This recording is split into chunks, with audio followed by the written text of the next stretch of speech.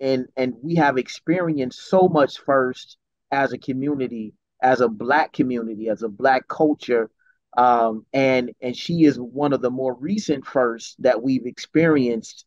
But there was also a very historic first from the United States Supreme Court. Uh, Justice Ketanji Brown Jackson was recently appointed to nominated by President Joe Biden and appointed to, after confirmation and confirmed, to the Supreme Court. And, you know, we've talked about this in past shows with other guests, but I think it's even more important to talk to it with someone who has ascended to the highest office in the Michigan Supreme Court, uh, or in courts and for the state of Michigan, I should say, you know, to get your perspective on her her nomination and her confirmation. How did that make you feel?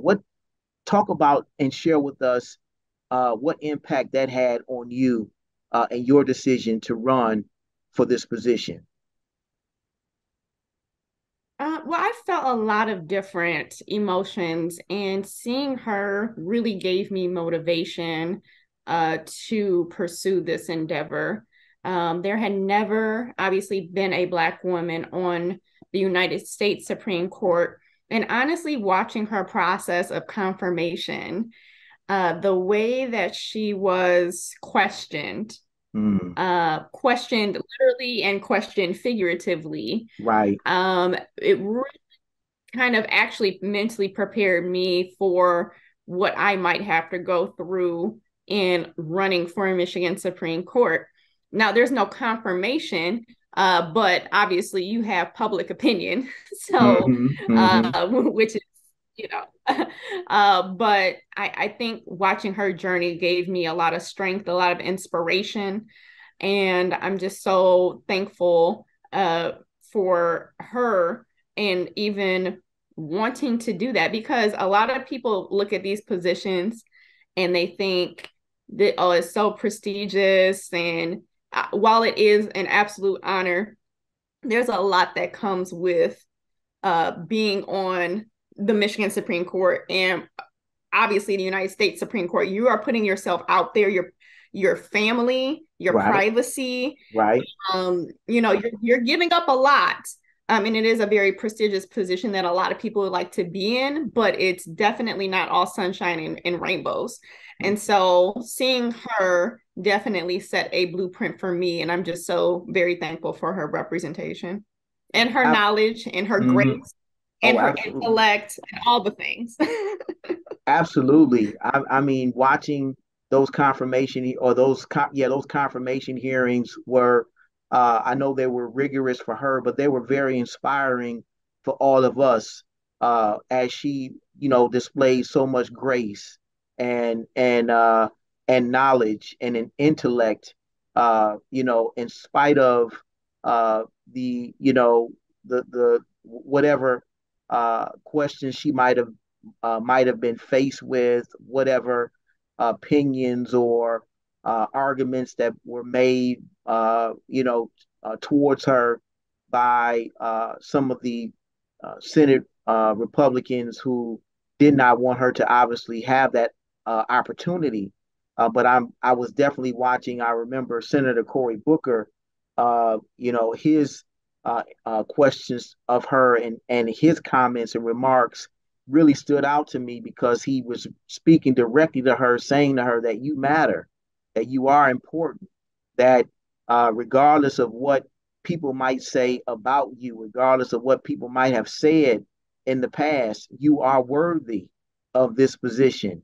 And and I was sitting there listening to him say that, and it was almost as if he was not just talking to her, but he was talking to every other Black girl, Black woman uh, that may have been watching or you know have even thought of being anything in life. Period.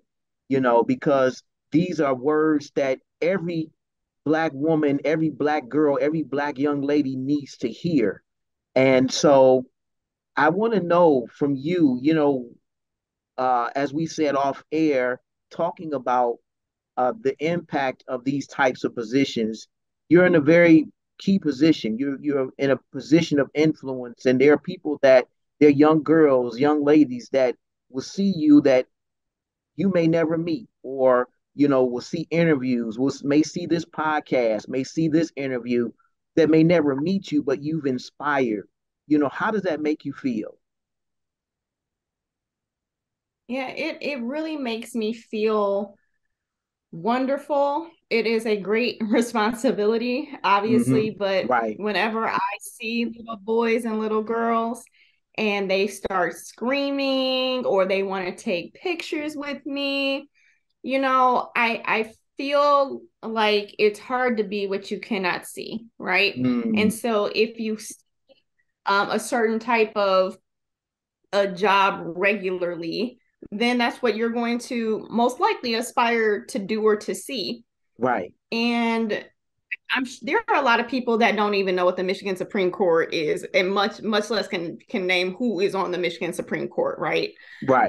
But the fact that there are little boys and little girls that know me and know that I'm on the Michigan Supreme Court, that just opens up a whole new pathway for them, right? And so it's really, I have been brought to tears multiple times, you know.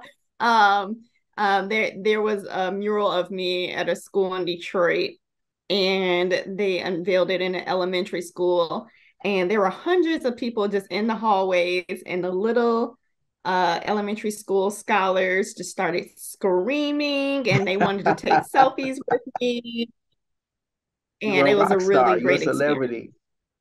Right. You know what? If I can make being a justice or a judge, rock star like, and people want to do it, then I'm okay with that.